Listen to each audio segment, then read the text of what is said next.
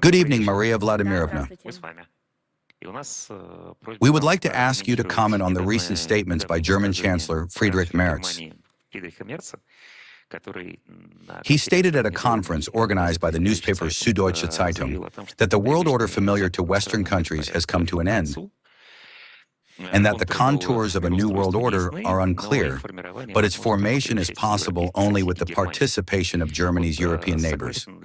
Does the Russian Foreign Ministry agree with such an assertion by Merz? And how, in Russia's view, should a new world order be formed? What new European and global security structure does Russia envision? You know, whether one agrees or disagrees, I wouldn't pose the question that way. First of all, because we need to understand what exactly he meant by the familiar order has come to an end. Familiar? What is implied by that? If it is the international legal order based on international law, on a UN-centric model, on the UN Charter and the fundamental principles laid out in that document, then it must be said that this is not simply ending on its own, or that someone considers it to have ended or might end, but that they did everything to make all of this fall apart. If what is being referred to and understood as the familiar order is the order that Western countries have been forming for several centuries, based on the segregation of people and the division of them into those entitled to rights and freedoms and those who can be exploited and subordinated,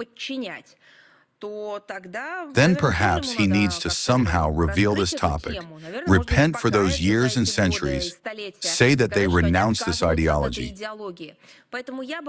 Therefore, I would not now analyze, argue with him, or agree with him, and so on. I think it is necessary to specify what he meant, but at the same time, we have our own opinion, that the world order familiar to Western countries is precisely what they are now formulating as a rules-based international order. In other words, the imposition of rules, standards, and norms in whose development equal participation of all interested states is not ensured. It is precisely this approach that Germany and its European neighbors in the European Union and NATO have been promoting in recent years in their relations with third countries and defending on the international stage. This can also be formulated. In other words, it is a world order based on the right of the strong. Whoever is stronger is right, with all the ensuing consequences. In the context of the radical transformation of the modern world, this world order that the West is presenting under the formula of a rules-based order is doomed. And I think that no one can ignore it any longer. And no one can claim they do not see these trends because Russia has been speaking about this for a long time. As a consequence, the Euroatlantic system familiar to Germany is also receding into the past. The concept of the so-called European security has lost all meaning and practical prospects for us. It doesn't work. It has failed its mission, in particular in the situation around Ukraine.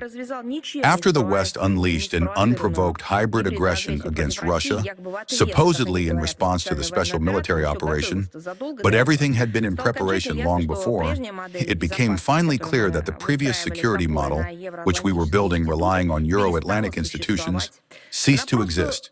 It simply collapsed. Right now, the security system in Europe is being created, or rather they are trying to pretend they are creating it without Russia. But in reality, the system is being built against Russia. It envisions as its central element the deeply hostile NATO bloc, which is hostile to us because it set that very goal for itself from the beginning when it was formed. This was previously stated by the same Merz. At the same time, a course has been set for the accelerated militarization of the European Union, and from European capitals, we increasingly hear, well, you know, these powerful discussions, powerful in terms of their inflammatory nature, about an imminent, as they say, major war with Russia. Simultaneously, NATO and EU countries are striving to turn the whole of Eurasia into an arena of geopolitical confrontation, to encircle the continent militarily. The goal of these destructive actions is to preserve their dominance, which they believe is not disappearing, but which we believe has already vanished in international affairs. Under such conditions, as a strategic guideline, Russia envisions the formation of a flexible and stable architecture of equal and indivisible security and cooperation in Eurasia, adequate to modern challenges. Such an initiative was put forward by the President of Russia, Vladimir Putin. The pan-Eurasian continental approach presupposes taking into account the legitimate aspirations of all Eurasian states and relying on an honest balance of these aspirations.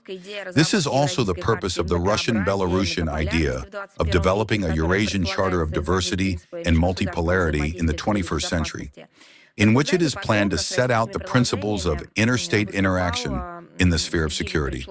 As you know, Minister of Foreign Affairs of Russia, Sergei Viktorovich Lavrov, spoke in detail about Russian proposals at the Third Minsk Conference on Eurasian security on October 28. We will be sure to post the link on the website. This and other materials on the topic are grouped in the Eurasian security section on our website. Well, looking more broadly, Russia has a clear understanding of the image of the future. In the current foreign policy concept of the Russian Federation, this is manifested in the formulation of the general task of promoting the formation of a multipolar world order and in the designation of its desirable parameters. We have already listed these key principles, and I can repeat them again. These are the sovereign equality of states, non-interference in the internal affairs of independent countries, ensuring their right to choose their own model of development, and, of course, the cultural and civilizational diversity of the world.